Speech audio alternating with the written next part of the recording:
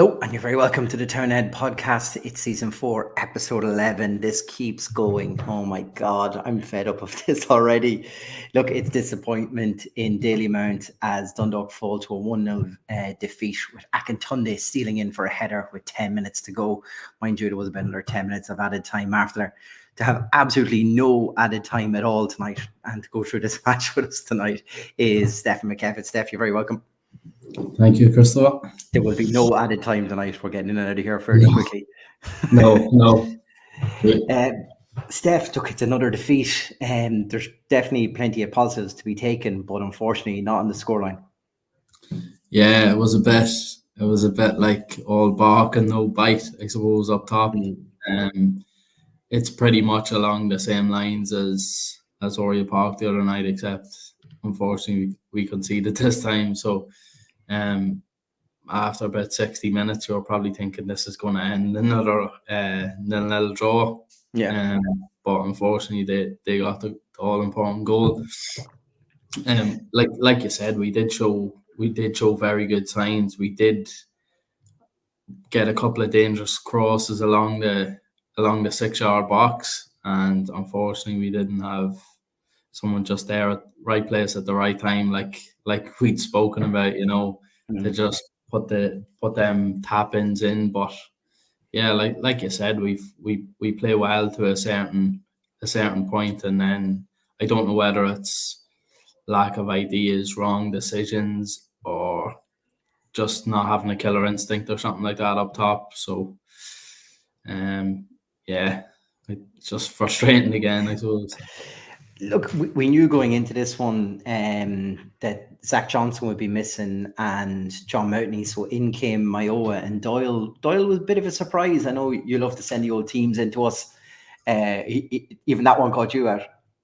Yeah, look, I didn't think he'd be coming in for the simple reason being that when he featured this season, I think in his own admission, he'd probably say he hadn't had the best of time since he's been plagued with injuries since he signed with the club, and he looked very promising in the first couple of months we seen him, but form for whatever reason coincided probably with us being very poor as well. So yeah, look, I think he was a bit of a surprise admission. I thought possibly we would have stayed the same formation and just Durant would have come in for Mountney and Davies drop back to right back. I thought we obviously knew Johnson wasn't going to be playing. It looked like a serious enough injury, and Meyer replaced him the other night and done reasonably well. So I think that one was pretty straightforward.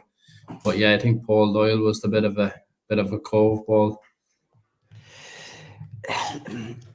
There seemed to be a very strong wind. Like you could see it in Dalymount. Yeah. It was blowing right the way across. Do you think we used those elements enough in that first half?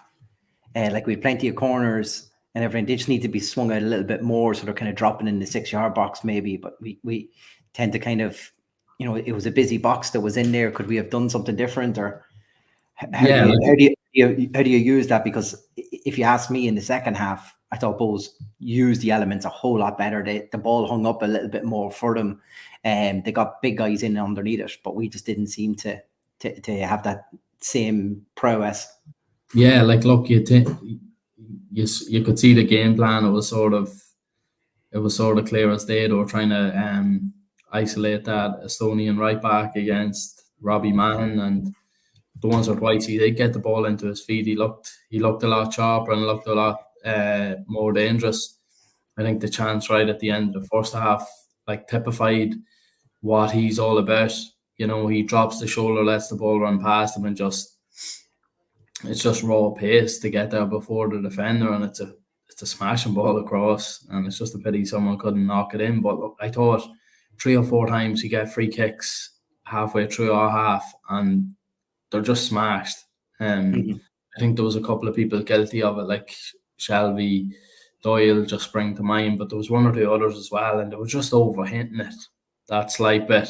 Yeah, you could see the wind was picking up the whole time and that, but you'd like to think we could have worked it in more, and then maybe take the shots on from a wee bit further distance. Their keeper seemed pretty pretty confident, pretty assured. But like if you don't take the shots on him, you're not gonna find out. Like I was really struggling to think of a real effort we had on that he had to pull off a save bar. I don't think we had any on target. I think in the whole match, which kind of sums it all up. You know, like in the first half, I think that Robbie Benson chance inside the box where he blazes it over.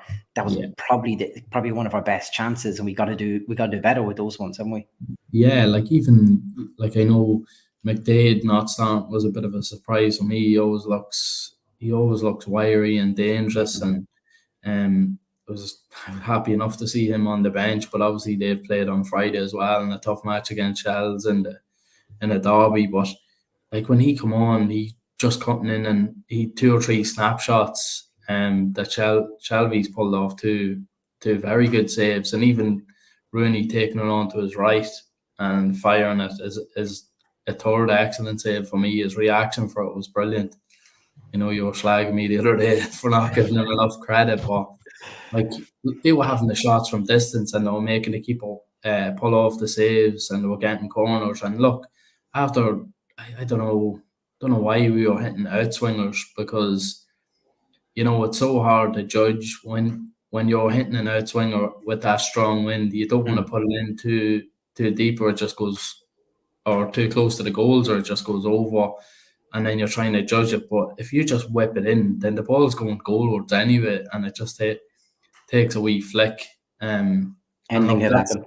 And like that's exactly where our goal come from. Like it was out wide, they swing it into the box, and the striker comes running on and heads it in. Like, you know, it's, you don't want to say it's not rocket science because we're not out there ourselves, but you know, play yourself in with the conditions. You know, make it as hard for them as you possibly can. And I thought, you know, we could put pressure on the keeper by getting it in on top of him more often, especially with like how many.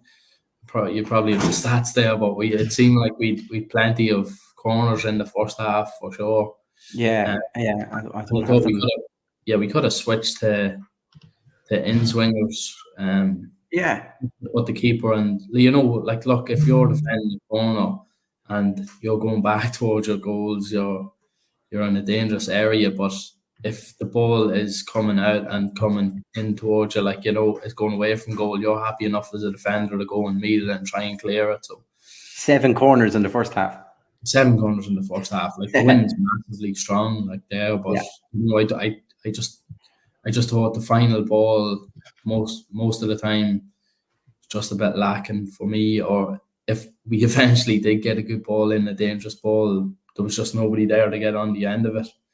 Just looked like Cullen was a wee bit yard or two off the pace again, unfortunately. So again, I don't know if that's down to carrying a niggle or not, but you know, he stayed on for the full 101 minutes. Yeah, and I think the thing with Cullen was, I mean, you know, Stephen O'Donnell did mention before that, you know, he kind of put his hand up to maybe pay through the pain barrier just to have us have some sort of a striker on the pitch. So you'd like to think maybe that is still the issue, and that's just where the sharpness isn't. Just in the comments already tonight, just a couple of people asking, I suppose Sam Durant not getting too much of a sniff of it. So, you know, Davey English there, just wondering, and Bez McGuinness the same. What do you think is, like, was that game probably suited to him there tonight, because we could have got the ball down and run with it a bit, because we were in the second half in particular, we were just trying to lob balls against this strong wind, which, you know, it doesn't, you don't have to be a rocket science to know that's going to be the hardest thing to do, getting it down and trying to play the ball in around, which when we seem to do, especially in, I suppose, the latter parts of the added time, you know, we were getting balls down into Horgan's feet. He was able to cut balls back along the byline, but we should have been doing that earlier in that second half. Yeah, absolutely. I'm just as surprised as anyone else. Like, I think the last 2 team sheets I sent across the years, I think I had Durant in both of them. So it was a bit like, look, the wingers that have played so far haven't really, you know, they probably haven't performed as much as they've liked. But I thought Durant, in a couple of games I'd seen him, the Waterford game, You know, he looked like almost Gives you likely. something different, doesn't he? Though. Yeah, he was almost likely chance of getting a goal. He had a couple of efforts.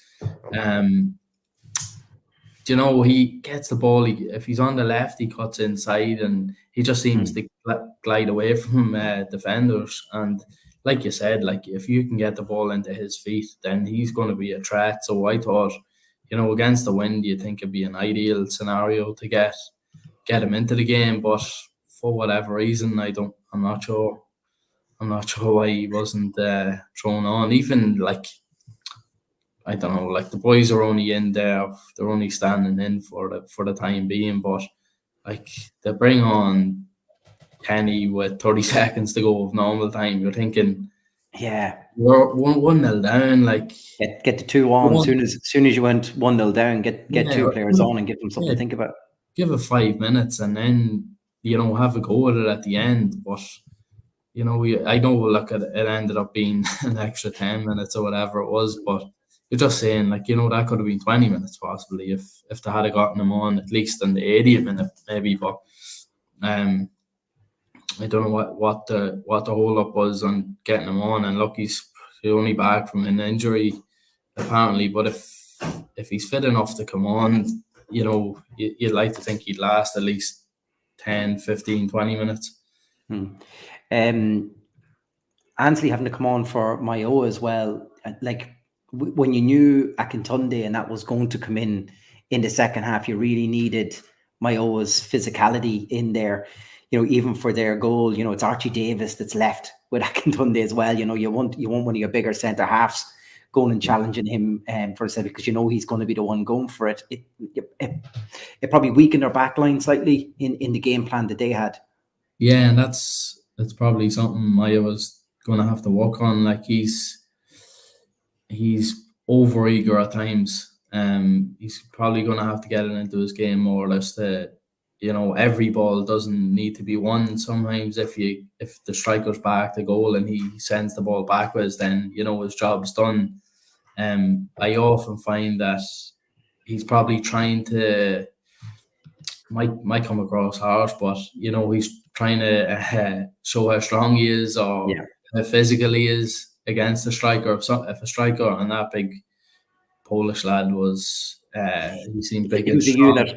Yeah, he was a big helmet monster. But like Maya is it well matched for him, and sometimes he was just being over eager, and look, he gave away a silly yellow card, and then you're always under pressure, and then there was an elbow and there was another foul, and the players start asking questions of the referee, and once it's highlighted, then it was only coming up to half time, and I think like everyone knew, like if he doesn't get taken off here, I think there's a strong chance of him getting a red. And effectively then Ansley gives away the free kick that leads to the goal. He's a bit rash in the tackle then as well. So yeah, look, very green, but it's probably a fair enough comment. He's only young and he's coming into it, but you'd like to think Andy Boyle, who's a wealth of experience underneath his belt, is trying to taper him down a wee bit, or just talk him through it a little bit. But look, in these little moments, you can see the red mist descend at times on certain players. Not that he's he's gone over the top or he's done it and he shouldn't, but it's probably just a learning thing from him. Yeah, I suppose the real other blot on tonight, because it was probably his best performance in the Dundalk shirt, but Robbie Mahon going off with that injury, it looked bad. When anytime you see the stretcher coming out like that and the doctor's on, it's not good. And we send our best wishes to him. We hope it's nothing too bad. But that really broke up the game and probably gave the ascendancy to Bowes as well. But like it didn't look like a bad tackle or anything like that, as much as the commentators want to say that it was a Dundalk player trying to push Connolly into a mid on it. I definitely don't think. I think he overstretched before it. Was it? Did his feet get cut in the turf as he tried to stretch out for it? Yeah, it was hard. It was hard to see because Connolly was going away from the ball, and then there was two coming into it.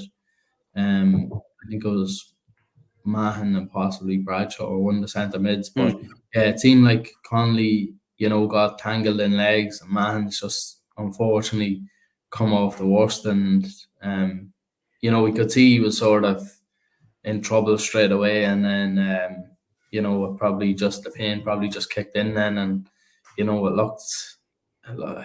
You just hate to see players down like that and in real pain, because for him, he's probably coming back here hoping to make his mark in the league. He's sort of done really well here, and he got his move to the UK, which hasn't really materialized from as much as he'd liked. But look, is he only 20 or 21 possibly, and you just hope he's not out for too long, because I think he's only on loan. Is he on loan with us? God, you're asking me a lot of questions now, and I haven't got the answer to any of these yet. Yeah. I'll keep talking. Yeah, look, he's 20 years old. 20 years old. I was spot on with that one. I knew that. But yeah, look, he's looking to come in, and then you were expecting him to start the season after the preseason he had, and he never really got a chance. And then he started the last 2 games in a row. I thought he done okay without doing brilliant on Friday night. It looks like it's a free transfer from Motherwell to ourselves. Free transfer, okay.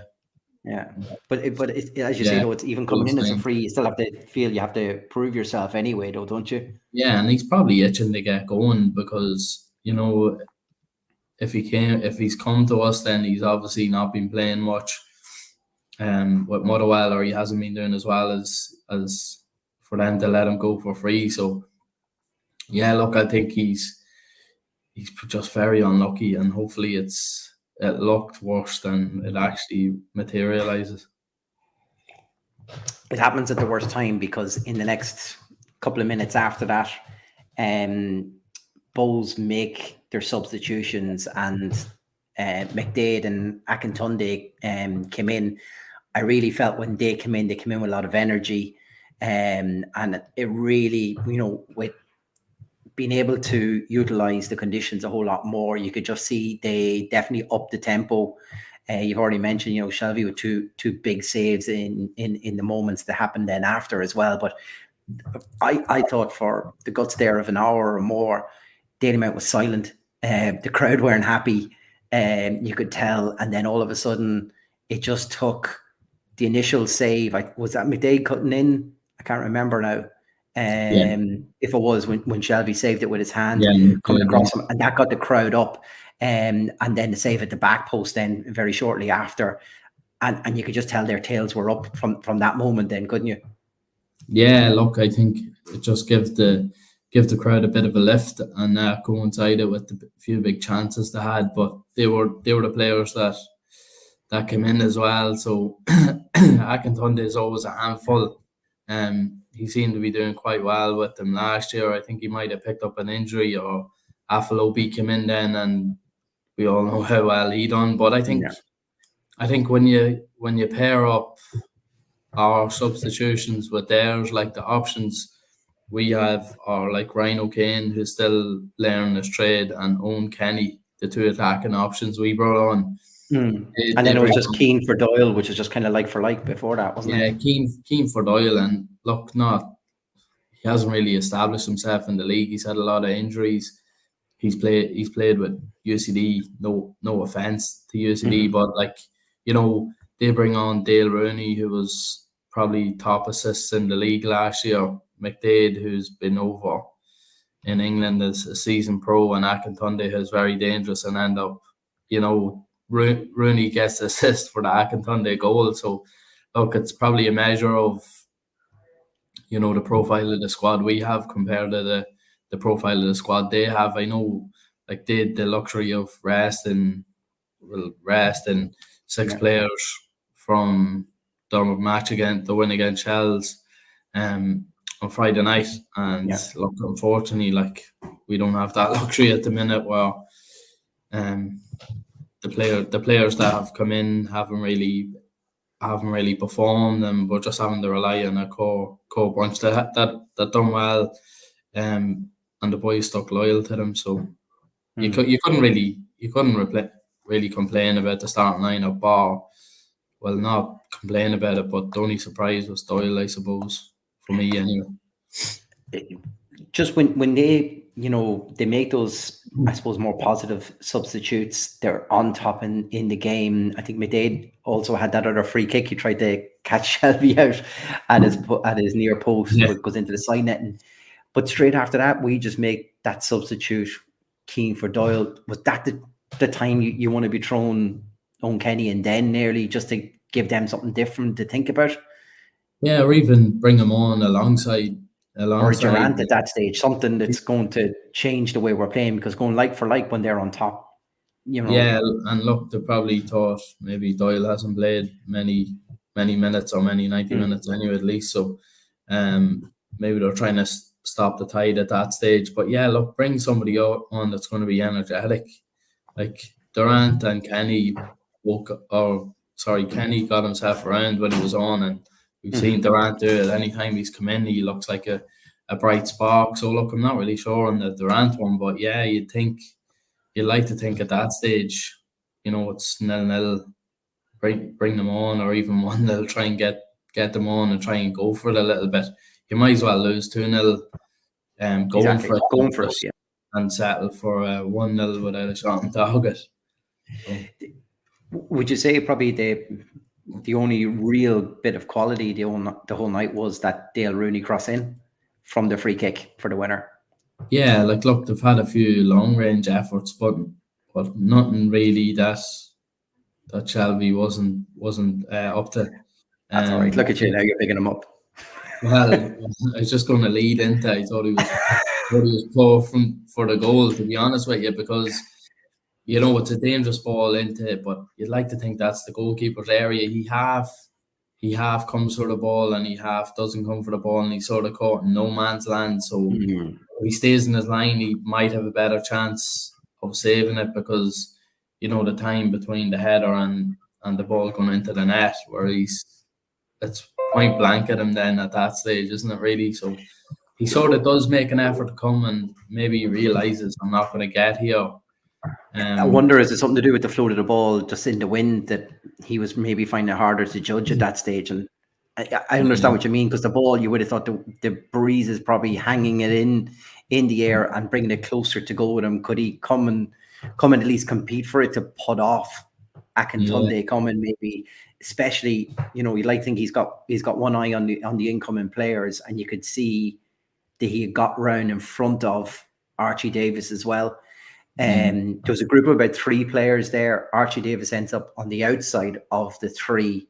I think Boyler's in front. So if the ball was dropping short, Boyler would have had it. But he kind of sprints out of the other 2 players that are there, and Davis is the wrong side then to try to make any impact. So I understand kind of what you mean. Can you come out and just compete and just even put him off a touch? Because you see, from one of the free kicks we had in the second half, and their keeper comes out with a big punch with Kenny that time, takes player, takes ball, takes the whole lot. For the only thing, I'm watching back the replay of it, it does come across a lot of players before it gets to Akintunde at the back, though. So I'm going back into my keepers union now and saying, hang on, maybe not. It's traveling kind of over a lot of heads in that, but for him to come out and it would have been a split second thing where if he was going to win it, he would have got fists in front of Akintunde. And if he doesn't do that and Akintunde gets a header in front of him, we're all lambasting him for coming out and not winning the balls. So it's a damn if you're doing, probably damned if you don't. Look, I'd rather my keeper comes out and tries to clear it if he does come, and then if the defender gets in front and nicks it, then he's just quicker, or the ball's on the money or whatever. But when you come halfway, you're just dead in the water, really, for me. Yeah. Because you can't react quick enough to save anything once it's on target, or if he just stays in his line or stays 1-2 yards off his line, But look, it's probably been ultra critical. You can be critical of the mismatch. Of Davies being the wrong side, or is he supposed to be picking up Akintunde? Because that just doesn't seem right to me. No. And all I'm thinking is the 2 lads, Garth and Burnsy, being central defenders. You'd like to think they would, the fact it was a set piece as well, it's probably going to annoy them all week now that they were undone by something. A big group of players like that, you've got to have one of your big centre halves, I think, or somebody strong to go in and break up that group of players, because they're going to shield somebody to break out on that.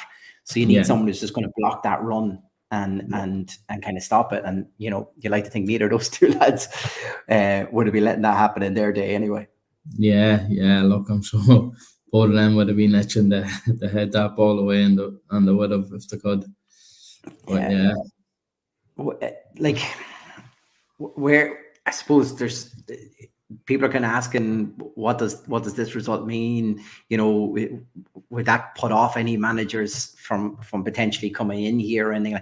Like I don't think so. You're probably seeing there's an honest enough group of players that just, we've probably seen over the past 2 games that there's a little bit more about them, but we need some sort of a killer or a cutting edge, really, in particular in the final third of the pitch to make this team work. Like we've seen that we can, in our past 3 games, we kept 3 clean sheets, but the lack of opportunities created, I think Davy English had something up there, 6 shots on goal in the last 4 matches. I mean, that sort of stats they're just, it's not good enough.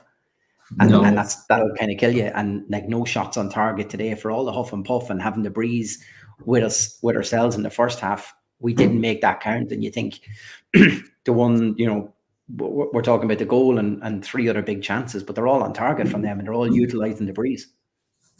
Yeah, look, we've been inundated with CVs, so I don't think any manager's going to be withdrawn them.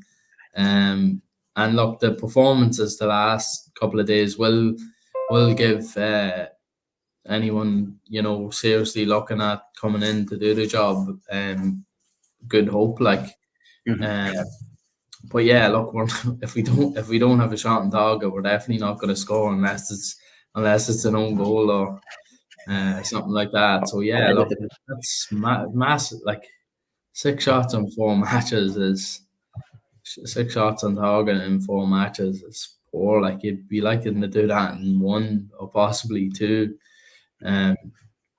So yeah, look, we all, I think we've said it the last 3, 4, 5 weeks. We need to be a goal threat. If you don't score goals, you're not going to win games. And like we've said before, if all it takes is us to concede 1, like we have tonight, and we lose the game. So to be living on that knife edge constantly, you're going to lose an awful lot of games and draw a handful. And the first win still yet to come. Like the more matches we go on, we haven't scored as well. Like I know the couple of goals we have scored, bar the first free kick against Rovers, like they're consolations, pretty much consolation goals at the end of the game. So yeah, you're 2-0 down at Shells and you're 4-0 down at that stage in the Brandywell. So yeah. So look, we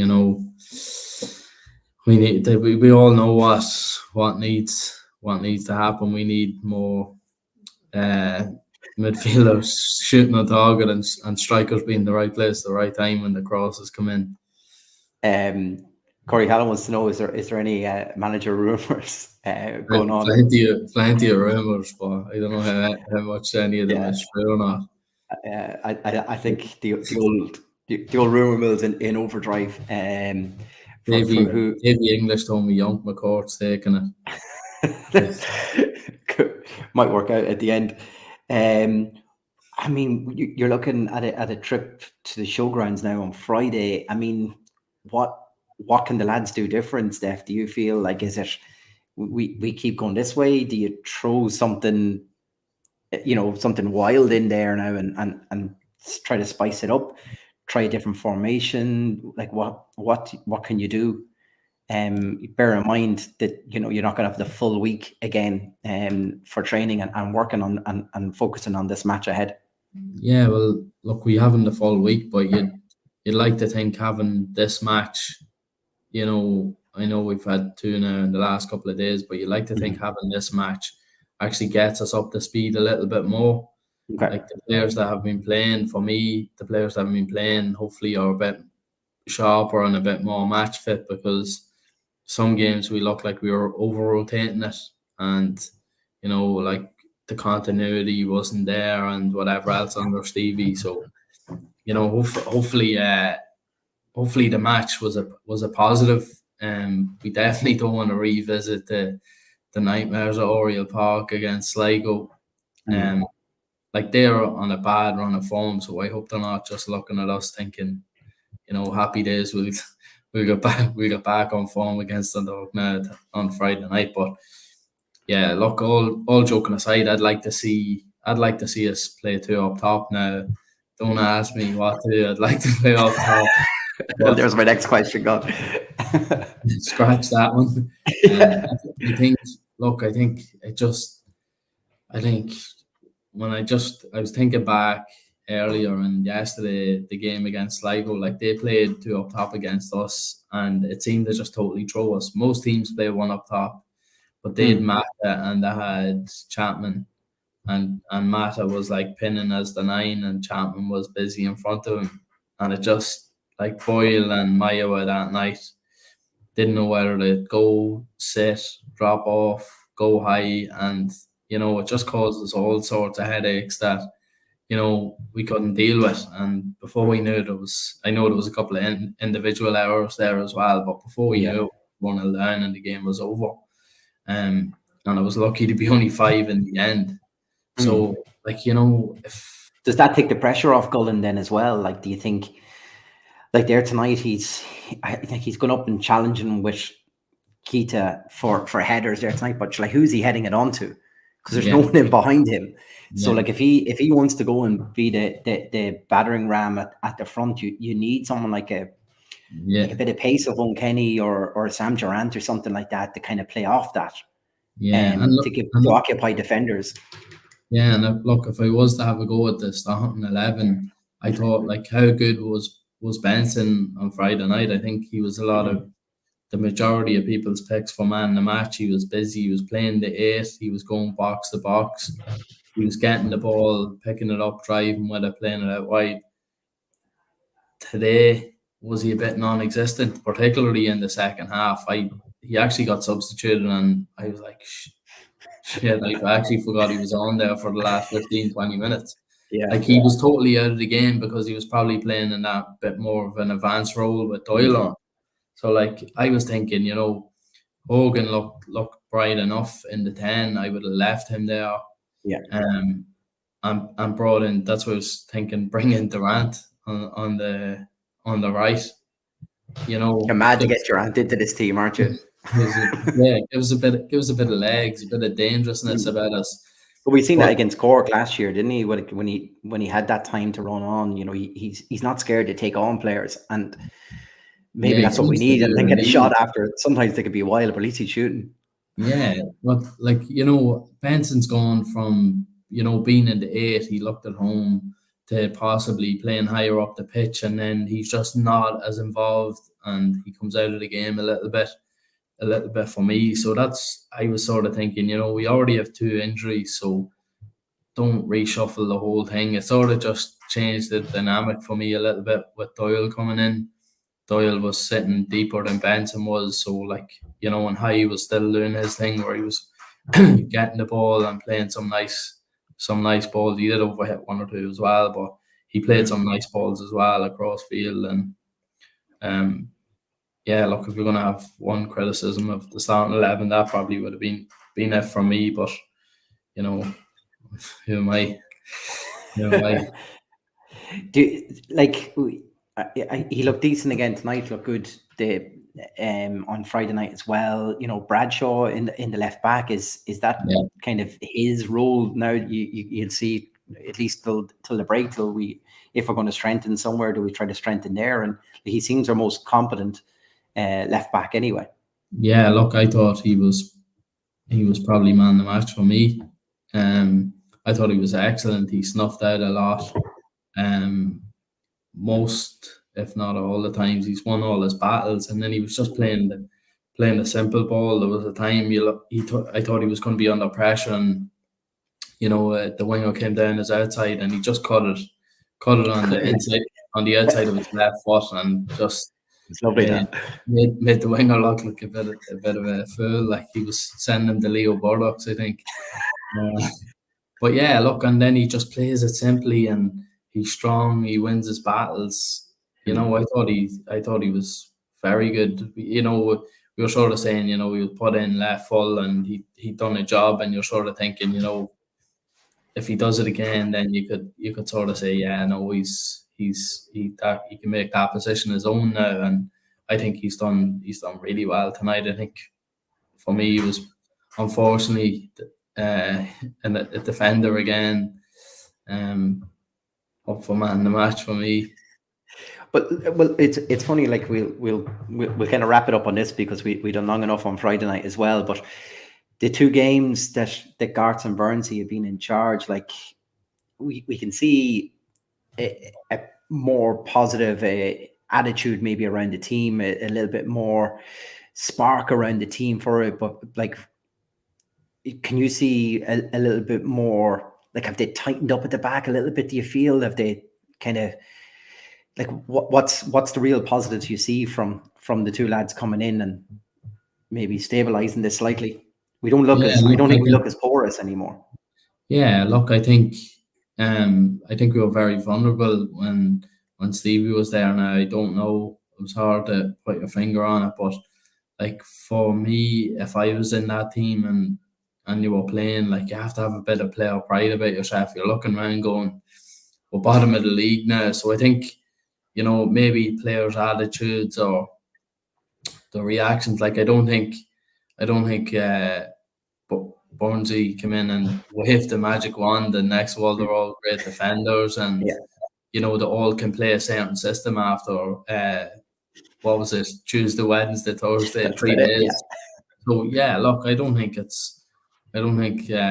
two lads are Pep and Jurgen Klopp. I think, you know, the players obviously realise it's not good enough, but there's you can send playing Bradshaw, like just even the comments in there, playing Bradshaw, yeah, well, look, that seems to be a great solution. Yeah, that's a great shout. Like obviously that you can put that down to the two boys playing Bradshaw left full as a positional thing, but yeah, look, I think you've seen a lot more desire. We've been a bit more aggressive. Everything in the play seems to be the efforts there. You know, the quality might just lack a little bit in the final third, but you know, there is signs of big improvements there, so there's no doubt about it. I think the results, like to hold St. Pat's, who were flying at the time, to a 0-0 draw at home, and then obviously we've only lost by the smallest of margins tonight, after another good performance, shows that there is something there. But you know, the big worry, the big elephant in the room is the goals and the shots on target. Exactly. Davey English wants to know, is this team to the best of their abilities? Like they stepped up in the last two games, but is this the best that we can get? Probably. Yeah, Davey, we're trying to wrap this up quickly. Like I think if you look at people like Bradshaw, probably in the last two games as well, you know, Archie Davis is probably playing a little bit better as well. So I think they've instilled a little bit of confidence and maybe playing players to the best of their ability in some positions, and that probably highlights a problem. Like you just said, we seem to be making changes for the sake of making changes in some of our teams, and I think players were getting confused where they were playing. You know, Darrell was kind of playing out left, sometimes he's playing right, sometimes he's playing through the 10. Didn't know quite where to be. We've seen more out of Robbie Benson in the last two matches that we've seen for a lot of the seasons as well. So I'm thinking they've kind of just gone and rather than trying to overcomplicate it, just put the players in their best positions and try to get the best out of them. We're still lacking a little bit of quality, and we're still lacking that real cutting edge. But I think even just playing, you know, players in their strongest position is clearly making a difference. Yeah, and it's probably a little too simplistic, but you know what I mean. Like, yeah, I was going to say it's probably the obvious one. Like, you know, play players in their strongest positions. like, But we Robbie Benson at left back for a while. We'd Hayden Muller trying to play over that side. When turned out Bradshaw could have played left back all along. So like I just think sometimes we were just way overcomplicated. I think at the time, I think Skip was just trying to find something that might just unlock this first victory for him, or make us a little bit more creative going forward. That it just became a muddle of a team that he tried to put out each week, and it sometimes you don't have to be always asking questions in your lineup and to give the opposition something to think about. You can utilize the players you have and make them even stronger. I mean, it's probably a thing now where we've seen Robbie Mahan come in and play well over the last 2 years. We're probably going to have to think of something now for that position now as well. Or does that give you your 2 up top solution? Yeah, maybe. But yeah, look, I think sometimes managers might possibly overthink it, or you can try and change your team or your system to counteract what the team you're playing against is. I think even the best managers in the world, like Pep Guardiola, changed his team and system for the final against Chelsea, and it totally backfired on him. Like, so, it just seemed like you're sort of questioning every time a lineup came out. It wasn't just one you were questioning. There might have been 3 or 4, and you're sort of even guessing. What formation are we going to play today? Is Benson going to play left back, or is he going to play in the 10? Is he going to play in the 6? Is he going to play in an 8? There was just so many questions about it. And then looking, I'm sure that the players knew themselves what they had. But, if you're jumping different positions, there's no consistency, continuity. If we're doing well, then you don't change things. So, it was probably loads of small things just adding up, and then it's hard once the fan base start going against what's happening, and you have a lot of people waiting in the wings just to shoot you down. And you had all the St. Pat's fans attacking the Dundalk social media page as soon as we had a bad result, just because they still have a gripe and stuff. But yeah, look, it was probably a tidal wave that just couldn't be reversed at that stage. But yeah, look, you'd like to think we've built from the back now, or we've become a bit more solid, and hopefully we can just start improving the little bits up front. But yeah, look, the sooner we get something permanent in place, the better off. Yeah, I can't see it by the end of this week, though. Mind you, Corey's kind of looking to see if we can get that in before. We don't know any. Nobody tells us anything. No, we don't know anything. We'll guess. Yeah, but you'd be surprised. There's always kind of murmurs of one thing or another. But it seems like we're even far away from that. You're probably looking. You have a week before we play Bows again, of course. Kevin, you kind of want to have it in before Shells at the start of May, though, would you? Yeah, like, look, oh Jesus, I'd like to think, there's serious work going on behind the scenes. I don't know, the owner, like, it just hasn't come out of the blue. Like, the performances and the results haven't been good for a while, so I don't think it was just a knee-jerk reaction. We'll get rid of the manager now. Like, if they should be thinking about who they had in mind to replace Stevie, maybe even as soon as he went, or a little slightly before. Like, what? Otherwise, like, just leave him in the position he's in until you have somebody lined up. Pretty much. Like, if you're we're sort of in limbo at the minute, so you wouldn't like to see that dragging on anymore. As much as we've seen a slight upturn. If you've nobody permanent there, and then results start going badly wrong again, then it's sort of like, well, I'm not the real manager here. The players are going to react to that as well. You need to have someone permanent in place and know where it's going to. Whereas it's just, doing enough to get to this stage, doing enough to get to the end of the Pats match, doing enough to get to the end of the Bows match, doing enough to get to the end of the Sligo match, but it's all short term. We need some longer term plan, and start building it, because we're in a relegation dogfight, and we're in a really, really bad spot at the minute. So the quicker you can get somebody in to try and turn it around, for me anyway, the better off we'll be. Yeah, look, and I think the other thing we have to think about as well is any manager coming in, like, they've got this group of players to work with. It's not like there's a transfer window open, or that we know there's a budget to even bring in anyone, or let someone go to bring somebody else in. So we're still working within the constraints of this current team. And so although we're seeing an upturn on how we're playing, like I say, we're not seeing a massive upturn in whatever sort of results, and that's the main thing that counts. In particular, even scoring goals, it could be even just getting shots on target at this stage. We might need to do, who was it that had all the arrows pointing at the goal? All the fans. We might need everyone in the town end on our next home game just pointing at the goal. I've seen a good one during the week as well. Some team hadn't scored in so many games, and they were like, all the fans started chanting, "Let's pretend we scored a goal." That's right. Yeah. On the countdown, and they all celebrated. We hope we won't get to that last stage. I think Villa got to that stage once, and we won a corner, and we went nuts like we'd scored a goal. We just had got a corner. So I don't want to get down to that either. Jason Crawley also saying, he's in for your Sam Durant thing there tonight, saying that game was kind of made for him. Yeah, absolutely. Yeah. And we need a Barry Conlon up top as well. Cult figure. He got the goal though. Yeah, he got the important goal.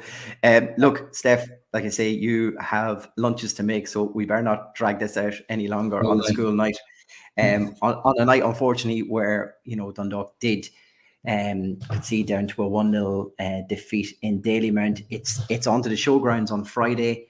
I don't want to be one of those to say we got to go again, but literally we got to go again on this, and somehow we got to find a way to get a goal, whether it's Steph's 2 up top and we go for broke on this, or we try something from a set piece. But it's something we got to work in. We're seeing a little bit more kind of solid at the back, but we need to start building up the top as well. So look, until next week, I suppose, come on to town.